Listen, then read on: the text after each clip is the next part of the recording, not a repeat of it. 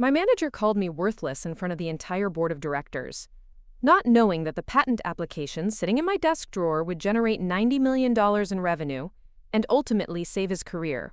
What he also didn't know was that I understood every single word when he whispered to his colleague that I was completely useless and should have been fired months ago. Sometimes the people who underestimate you the most are the ones who end up owing you everything. Before we jump back in, tell us where you're tuning in from, and if this story touches you, make sure you're subscribed, because tomorrow, I've saved something extra special for you. I never needed my name in the company newsletter, or my photo hanging in the lobby next to the other Innovators of the Year. What I wanted, what drove me through countless 18-hour days, was the pure satisfaction of solving problems that everyone else deemed impossible. That's why I stayed at TechFlow Dynamics for 6 grueling years, buried in the research and development department, while others took credit for breakthroughs that originated from my late-night experiments and weekend prototyping sessions. Marcus Hoffman, our department head, was the face that investors saw during quarterly presentations. He was the voice that explained complex algorithms to venture capitalists who barely understood basic coding. But I was the one running the simulations, debugging the failures, and pushing the boundaries of what our neural network architecture could actually accomplish. It worked seamlessly for years. He handled the politics and presentations. I handled the innovation and implementation. The arrangement felt natural at first. Marcus had the MBA, the connections, the ability to translate technical jargon into profit projections that made executives salivate. I had the engineering background, the intuitive understanding of machine learning protocols, and an almost obsessive attention to detail that turned theoretical concepts into functioning reality. When venture capitalists toured our facilities, they'd shake his hand and compliment his vision while I quietly demonstrated the actual technology that made their investments worthwhile. But somewhere along the way, the balance shifted. Marcus began referring to my contributions as team efforts and collaborative achievements. He stopped mentioning my name in progress reports unless something needed troubleshooting. During one particularly memorable investor meeting, he introduced me as our technical support specialist to a group of potential partners who assumed I was there to fix the computer if it crashed during his presentation. That night, I stayed until 3 in the morning, optimizing the facial recognition algorithm, while he sent LinkedIn updates about quote, leading groundbreaking AI initiatives. I told myself it didn't matter, that recognition was secondary to the actual work, but something fundamental began to crack inside me the morning he described my role as purely operational during our team meeting. Sarah handles the mechanical aspects, he said with a dismissive wave, as if 6 years of innovation could be reduced to following instruction manuals. She's not really the creative type, but she's excellent at executing other people's ideas. Several colleagues nodded politely while I sat there, watching him rewrite history in real time. That was the moment I started keeping detailed records. Not out of spite, not initially, but from a growing recognition that whatever mutual respect we'd once shared had evaporated completely. I began documenting every algorithm improvement, every breakthrough, every late-night eureka moment that solved problems Marcus couldn't even articulate properly. It wasn't revenge, I was planning. It was insurance. When the Department of Defense contract opportunity surfaced, I knew it represented more than just another project for TechFlow Dynamics. Marcus saw dollar signs and prestige, the chance to add, quote, government contractor to his resume, and multiply his speaking fees at tech conferences. But I saw something deeper, a chance to prove that artificial intelligence could serve humanity's most critical needs, not just corporate profit margins. The DoD brief was unlike anything we'd encountered before. They weren't looking for another chatbot or recommendation engine. They wanted predictive analysis software capable of identifying security threats before they materialized, something that could process massive amounts of unstructured data and find patterns that human analysts might miss. The technical requirements alone filled 47 pages, and the security clearance process would take months to complete. Marcus immediately called an emergency strategy meeting, pacing around our conference room like he'd discovered oil in his backyard. My manager called me worthless in front of the entire board of directors, not knowing that the patent application sitting in my desk drawer would generate $90 million in revenue and ultimately save his career. What he also didn't know was that I understood every single word when he whispered to his colleague that I was completely useless and should have been fired months ago. Sometimes the people who underestimate you the most are the ones who end up owing you everything. Before we jump back in, tell us where you're tuning in from, and if this story touches you, make sure you're subscribed, because tomorrow, I've saved something extra special for you. I never needed my name in the company newsletter or my photo hanging in the lobby next to the other innovators of the year. What I wanted, what drove me through countless 18-hour days, was the pure satisfaction of solving problems that everyone else deemed impossible. That's why I stayed at TechFlow Dynamics for 6 grueling years, buried in the research and development department, while others took credit for breakthroughs that originated from my late-night experiments and weekend prototyping sessions. Marcus Hoffman, our department head, was the face that investors saw during quarterly presentations. He was the voice that explained complex algorithms to venture capitalists who barely understood basic coding. But I was the one running the simulations, debugging the failures, and pushing the boundaries of what our neural network architecture could actually accomplish. It worked seamlessly for years. He handled the politics and presentations. I handled the innovation and implementation. The arrangement felt natural at first. Marcus had the MBA, the connections, the ability to translate technical jargon into profit projections that made executives salivate. I had the engineering background, the intuitive understanding of machine learning protocols, and an almost obsessive attention to detail that turned theoretical concepts into functioning reality. When venture capitalists toured our facilities, they'd shake his hand and compliment his vision, while I quietly demonstrated the actual technology that made their investments worthwhile. But somewhere along the way, the balance shifted. Marcus began referring to my contributions as team efforts and collaborative achievements. He stopped mentioning my name in progress reports unless something needed troubleshooting. During one particularly memorable investor meeting, he introduced me as, quote, our technical support specialist, to a group of potential partners who assumed I was there to fix the computer if it crashed during his presentation.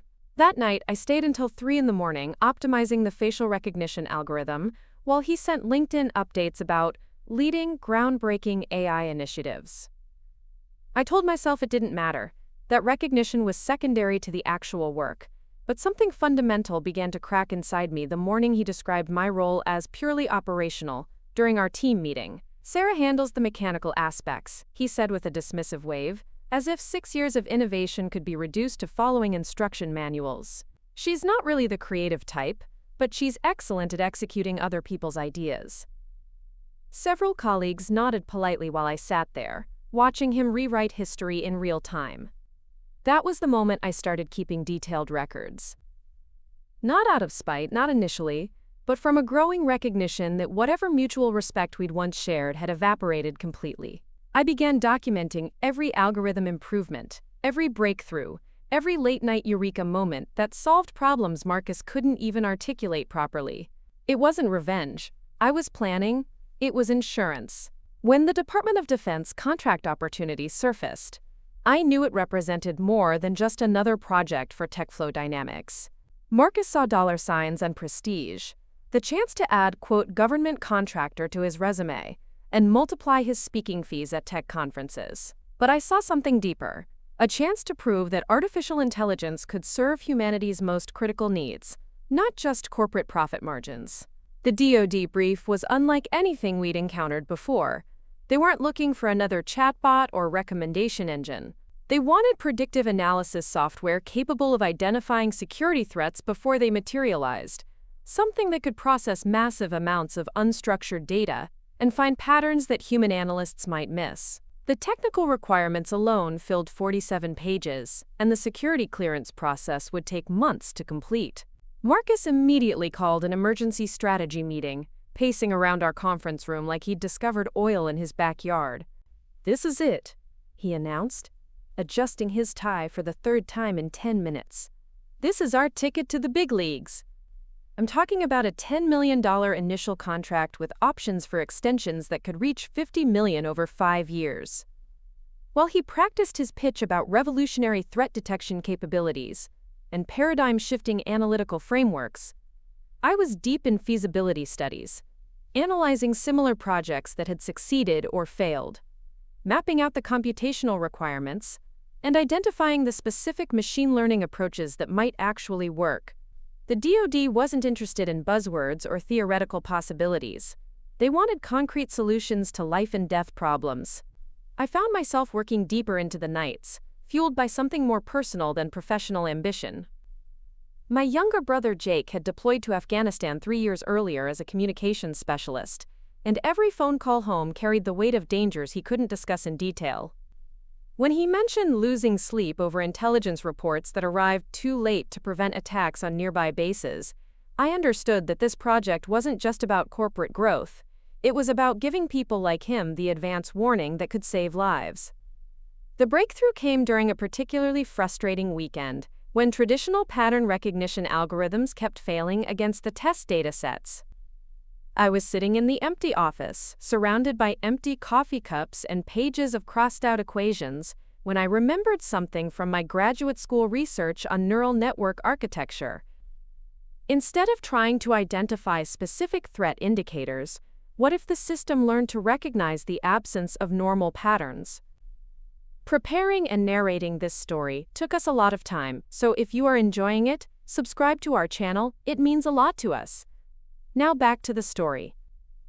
It was counterintuitive, almost backwards from conventional approaches, but the more I explored the concept, the more promising it became. Rather than teaching the AI what danger looked like, I could train it to understand what safety looked like and flag deviations from those patterns.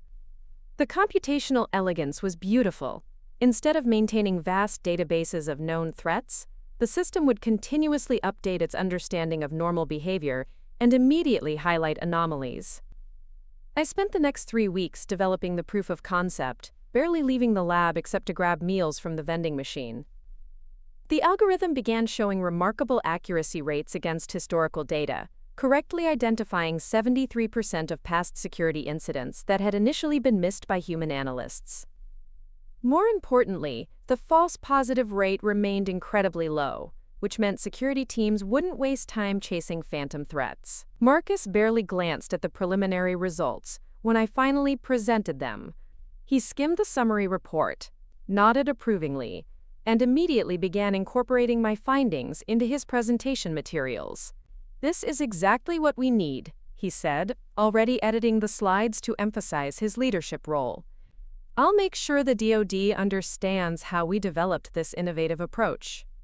The week before our presentation, I overheard him practicing his pitch in his office, confidently explaining concepts he'd learned about 5 minutes earlier. He spoke about revolutionary reverse pattern analysis and paradigm-shifting anomaly detection, as if he'd coined the terminology himself. When he stumbled over the technical details, he simply glossed over them with phrases like advanced proprietary algorithms and, quote, cutting-edge machine learning protocols. I closed my laptop and walked past his office without stopping. He didn't notice me listening, didn't realize that his mispronunciation of stochastic gradient descent revealed exactly how little he understood about the work he was preparing to claim as his own vision. The night before our DoD presentation, I took the train home to visit my parents in suburban Connecticut. The house hadn't changed much since my college years. Same faded photos on the refrigerator, same creaky third step on the staircase, same kitchen table where I'd spent countless hours working on homework while my mother prepared dinner and asked about my day. My father was in the garage, as usual, tinkering with whatever project currently held his attention. He'd been an engineer at General Electric for 38 years before retiring, and his hands still instinctively reached for tools whenever he encountered a problem that couldn't be solved with words alone. "How's work treating you, sweetheart?" he asked, looking up from the radio he was repairing. I sat down on his workbench stool, the same spot where I'd asked him to explain differential equations when I was 16, and convinced that advanced mathematics was completely beyond my comprehension. "It's complicated, Dad. I've been working on something important, something that could really help people, but I'm not sure I'm going to get credit for it." He set down his screwdriver and gave me his full attention, the way he always had when I needed to talk through a problem. "Tell me about it," he said simply, and for the first time in months I explained everything: the late nights, the breakthrough moments, the growing frustration with Marcus's willingness to take credit for work he hadn't done. My father listened without interrupting, occasionally nodding or asking clarifying questions about technical details. "You know what your grandfather used to tell me when I was starting out at GE?" he finally said, wiping his hands on an old rag. He'd say that the best engineers are like foundation builders. Nobody sees the work when it's done right, but everyone notices when it's done wrong.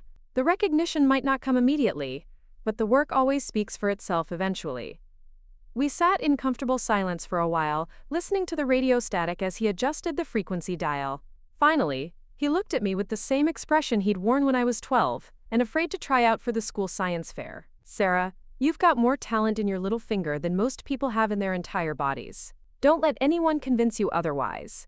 And don't let anyone take credit for what you've built. When the time comes to speak up, you'll know it." The morning of the DoD presentation arrived with that charged atmosphere that precedes life-changing events. The conference room had been meticulously prepared, with our largest display screen connected to multiple backup systems, and every piece of equipment tested repeatedly. The Department of Defense representatives arrived precisely on schedule. Colonel Jennifer Martinez, Dr. Robert Chen from their research division, and 2 technical specialists whose names I didn't catch, but whose questions would determine our project's fate. Marcus wore his most expensive suit and his most confident smile, greeting each visitor with the practiced warmth of someone accustomed to making first impressions. "Welcome to TechFlow Dynamics," he said, gesturing broadly toward our presentation setup. "I'm excited to show you what our team has accomplished in threat detection innovation."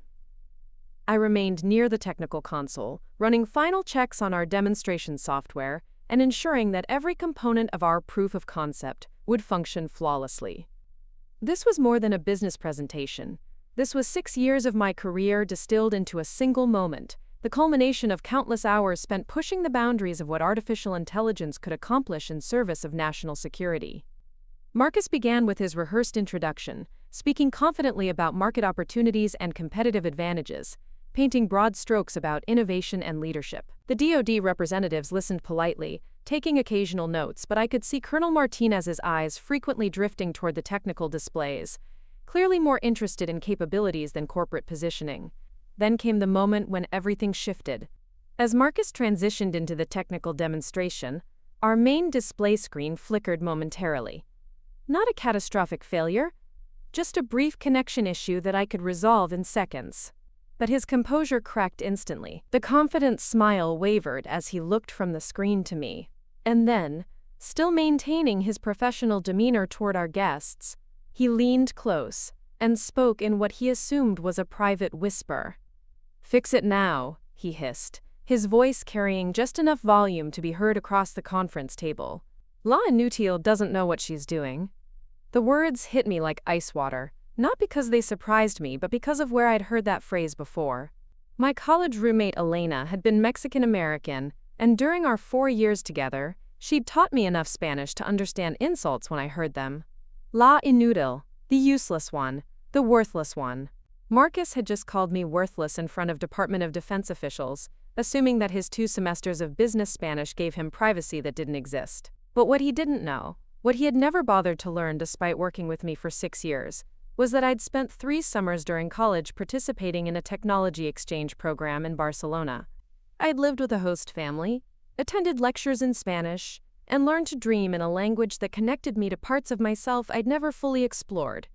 Spanish wasn't just vocabulary for me, it was confidence, curiosity, and a bridge to communities that had welcomed me when I felt most like an outsider. The air in the room didn't just change, it crystallized. Colonel Martinez's eyebrows rose almost imperceptibly, and Dr. Chen's pen paused mid-word. I saw the moment they registered not just Marcus's words, but his assumption that no one else would understand them. The technical specialists exchanged a glance that spoke volumes about their assessment of our company's leadership dynamics. I didn't react emotionally. I didn't gasp or confront him.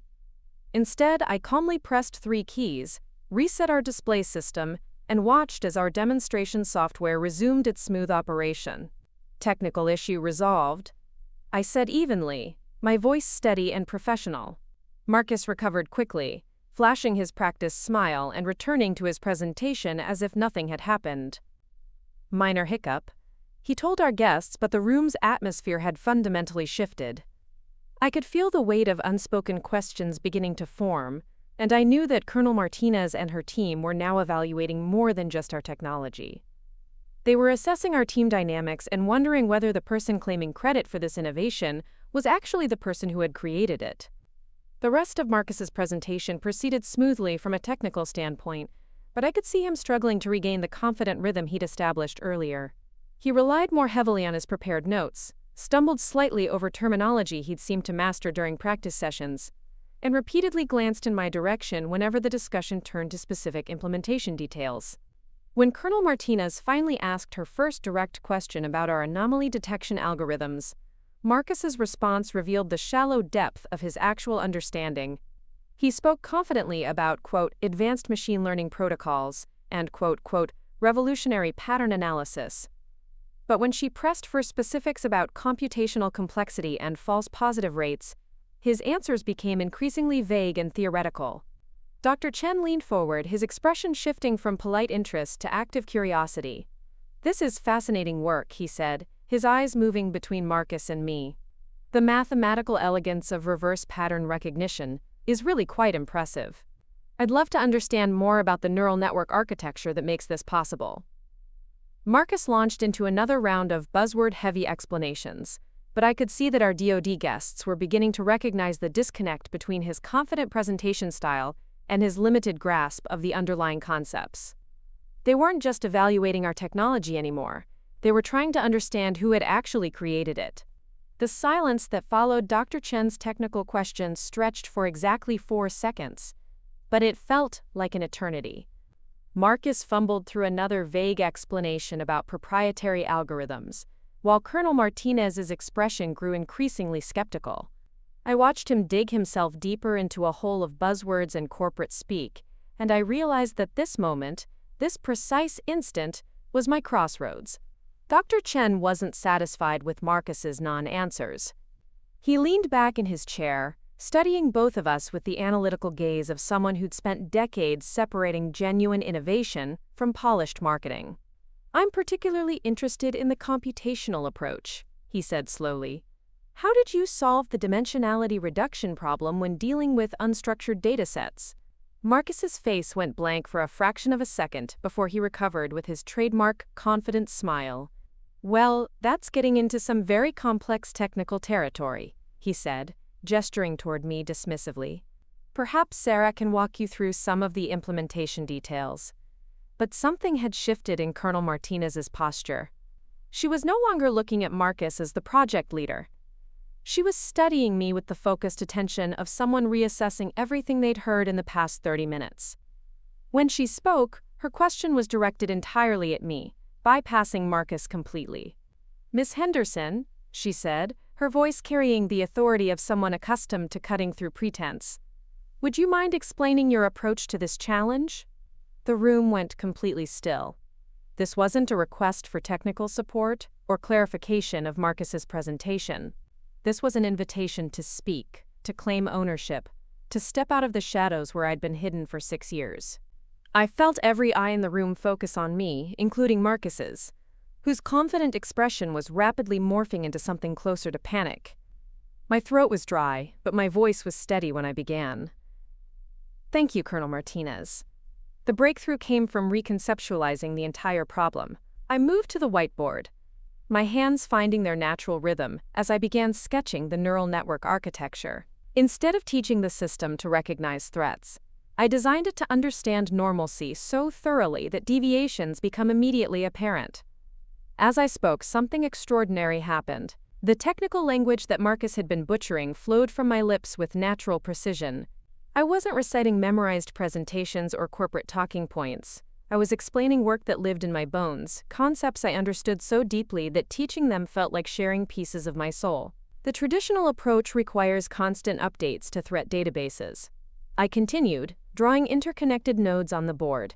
But my system learns continuously, adapting its understanding of normal patterns in real time. When something doesn't fit the established behavioral models, it immediately flags the anomaly for human analysis. Dr. Chen's eyes lit up with genuine excitement. "That's brilliant," he said, leaning forward. "You're essentially creating a dynamic baseline that evolves with changing circumstances. The computational elegance is remarkable." I nodded, feeling more confident with each passing moment. "Exactly. And because the system focuses on pattern deviations, rather than specific threat signatures, it can identify previously unknown attack vectors. In our testing, it caught several historical incidents that had been missed by conventional analysis methods. Colonel Martinez was taking detailed notes now, her pen moving rapidly across her legal pad. What kind of accuracy rates are you seeing? 73% identification of historical threats that were initially missed.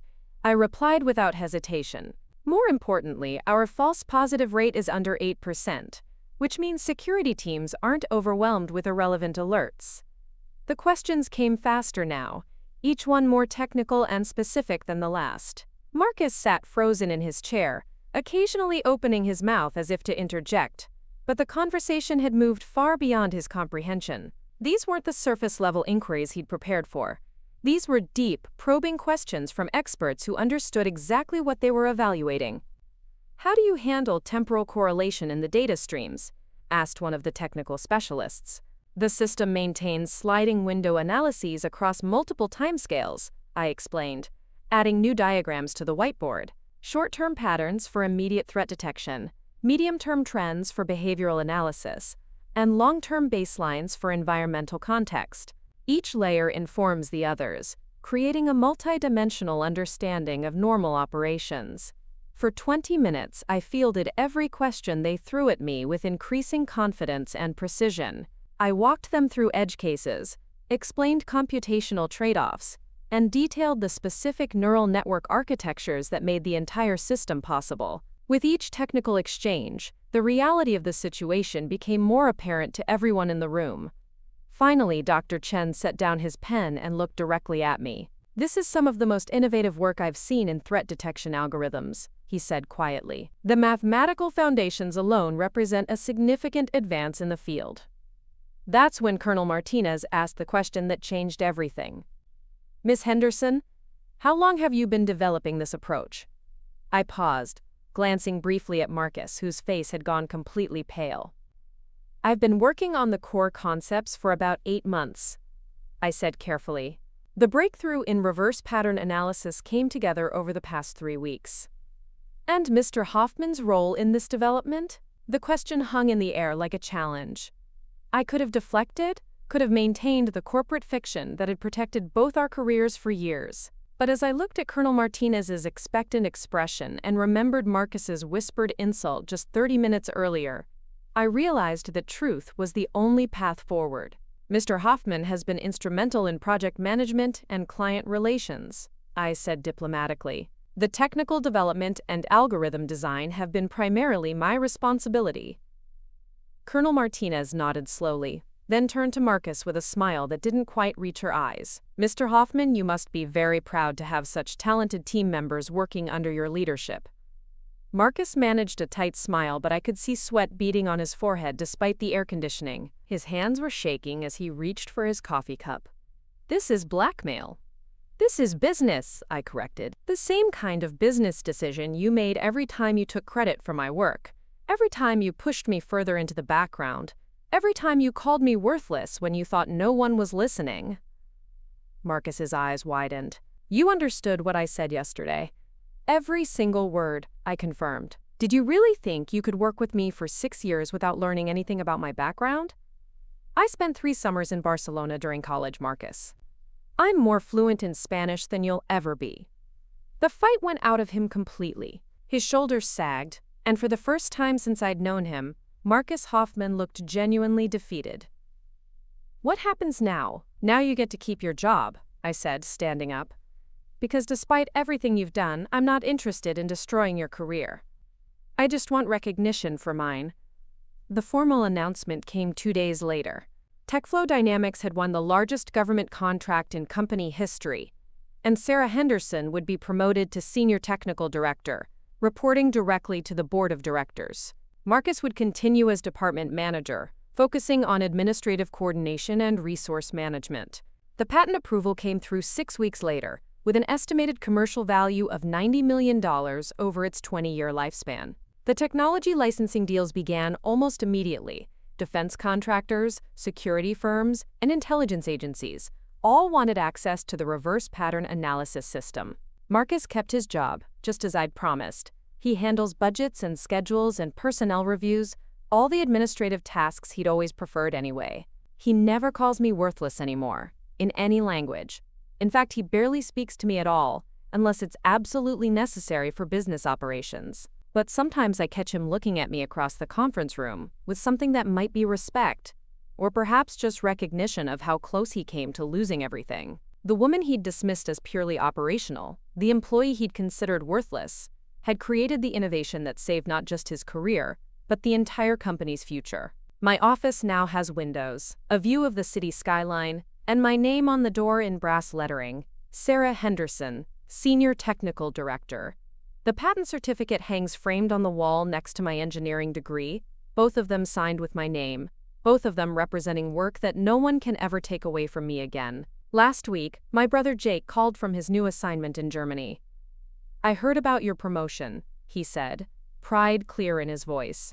"And I heard about the security contract. You know there are people over here who are going to benefit directly from what you built?" "That's what makes it worthwhile," I told him, looking out at the city lights beginning to twinkle in the early evening.